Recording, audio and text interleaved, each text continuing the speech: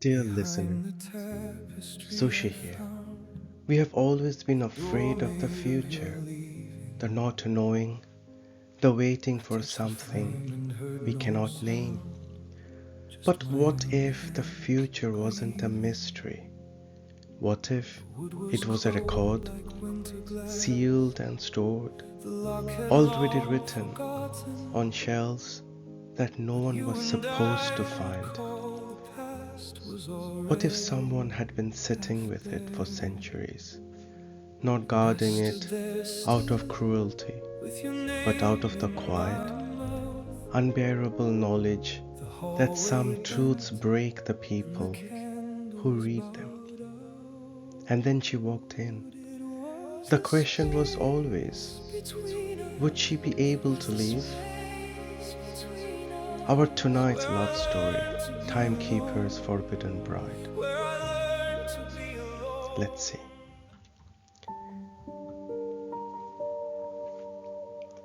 She found the door on a Tuesday. History was not what happened, it was what survived. She was about to become both. The Ashenmore Library was the oldest research institution on the continent. Dr. Noa Veylan had a fellowship, 6 months, and a manuscript on Byzantine temporal cosmology that only 4 people alive cared about.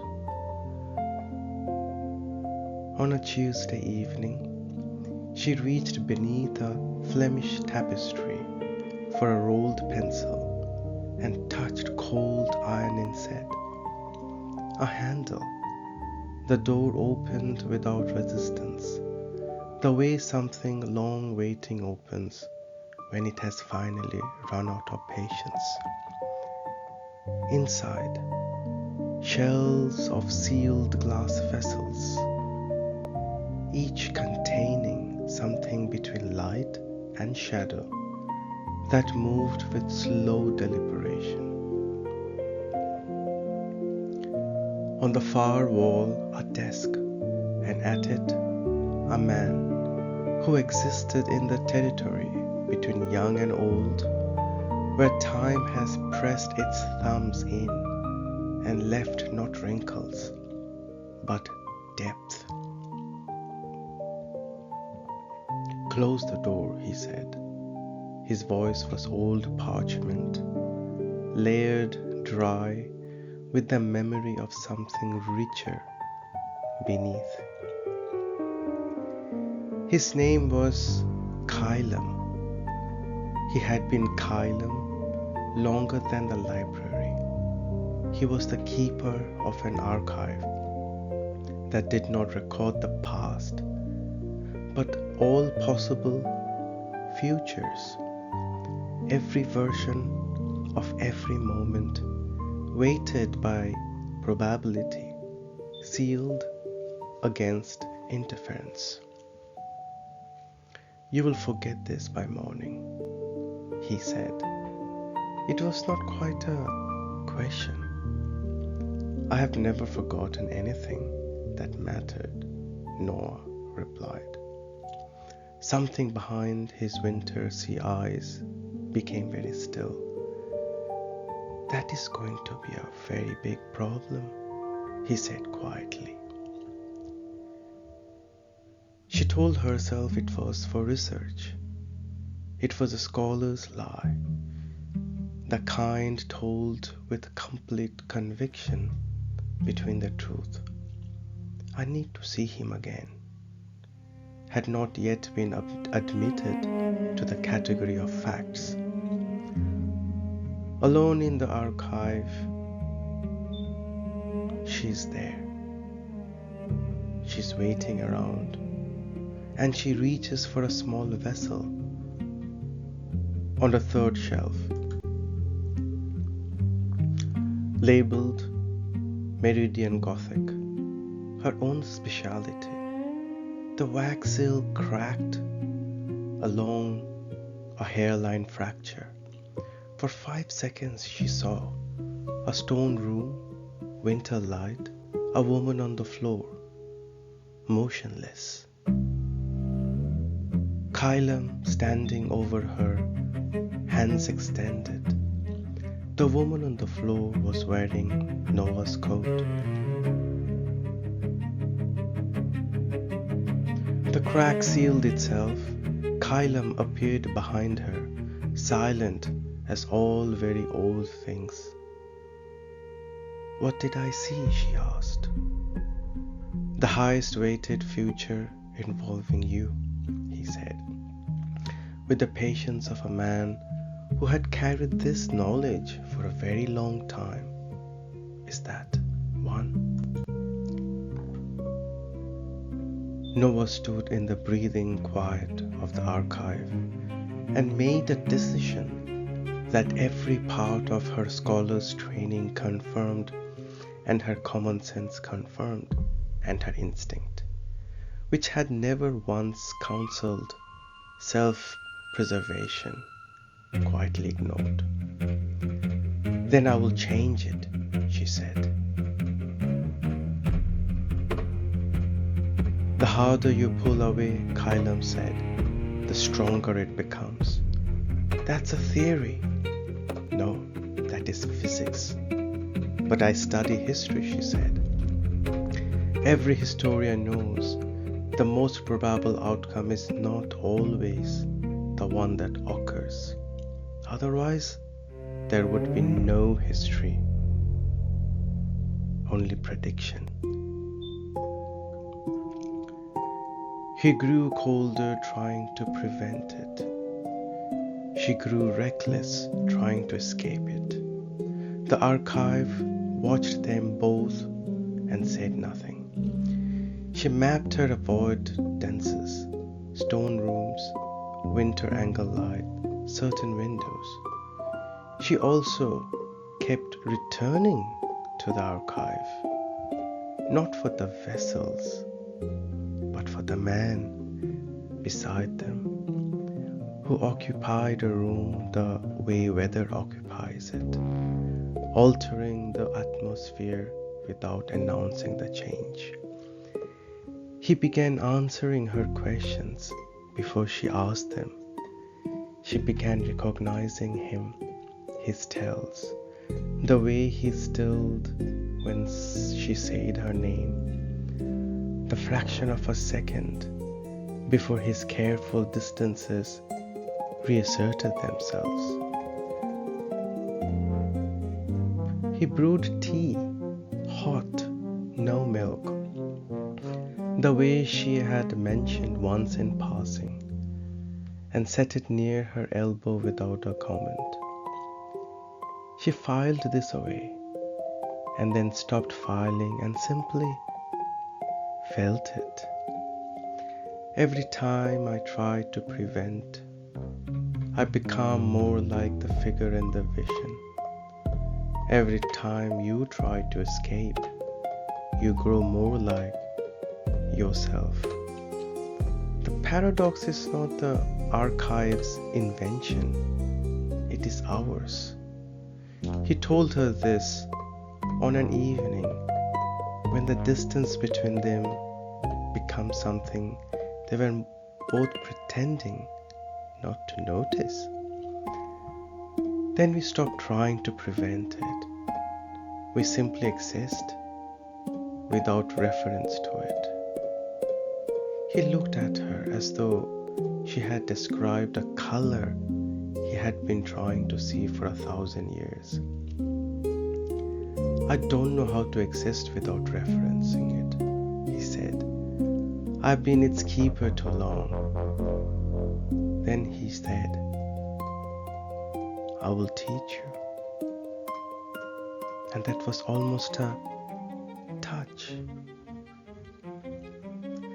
The room with winter light was through a door she hadn't used before. She registered the angle of the light only afterward. She had been reaching for a vessel on a high shelf when the ladder stuttered on a worn rail. She lost her grip at the apex. She came down with the totality of someone who has trusted gravity to be kind. She did not hit the floor. Kylam caught her. Had he been there all along? She didn't know when he had entered, and she looked up at his face and saw something she had no category for. Terror and relief simultaneously. The expression of a man watching a probable future arrive and then deviate in the same instant. She was on the floor, back against the shelf, catching her breath. Stone walls, high windows, the winter angle light. This was the room. He had been standing over her, catching her, hands extended. The archive had recovered the geometry of the scene without its meaning. It had shown her catastrophic divorce from its resolution and let her spend months building her own terror from a fragment that was always only him choosing to be there. "You knew," she said. "I suspected. I positioned myself near you increasingly." He stopped. "I was not certain. The context was not clear." "You stayed close," she said. "You caught me." "I have been catching you," he said, "since the moment you opened the door." The Meridian Gothic vessel went dark on its shelf. Retired, its future dissolved into the archive of things that almost happened but didn't. And Noah thought, we changed it. And then, but the other thing, the leaving, that future is still there, isn't it? Her fellowship had ended 3 months ago. On the last morning, the true one, she went to the archive before dawn and found her new vessel, larger, clear glass, warm gold movement inside it. Its label was in Kylam's private notation, centuries old, unreadable to anyone else. She understood it entirely. It was her, somewhere bright, doing the work she was meant to do. It was him, here, as he had always been. 2 lives shaped permanently by each other, proceeding in separate directions. The highest probability future for both of them. "Come with me," she said, knowing it was the one request no vessel had ever recorded as possible. "You know I cannot." She reached out. His fingers closed around hers. Once, briefly, with the force of something long held, finally released. Then he let go, stepped back, restored the distance that was also, she understood now, a form of love. The specific love of someone who removes themselves from your path. At the door she stopped. "Is there a version," she asked, not turning, "where the end is different?" A long silence to count 7 vessels shifting on their shelves. "There is a version," he said, "where the pencil doesn't roll beneath the tapestry, where you never find the door. And we don't. don't. She stood with her hand on the cold iron, thought about that version, the cleaner life. Then she thought about tea brewed without being asked, and lamplight evenings, and a laugh she had to wait for, but which, when it came, undid her completely. I wouldn't choose it, she said. Neither would I. She walked through the door. She did not look back. In the archive, the warm gold vessel settled on its shelf with the permanence of something completed. Kylam sat at his desk in the silence, which had, for the first time in centuries, a shape he had not chosen, and which he would carry from now on, the one way carries any irreversible thing, carefully, quietly, as though it were the most precious weight he had ever asked to keep. Some things survive their own ending. This is not comfort. It is the one thing, the heavier, truer one. Good night, my love. Behind the tapestry I found a door made of your leaving. I touched the frame and heard no sound, just my own hands grieving. The wood was cold like winter glass. The lock had long forgotten what you and I would call the past was already half buried. And I stood there still with your name in my mouth.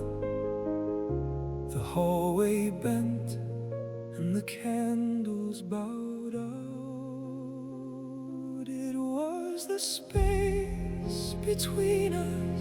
It was the space between us where I learned to be alone, where I learned to be alone. Not stone, not iron, not stone, not iron. Just the place your heart had gone, just the place your heart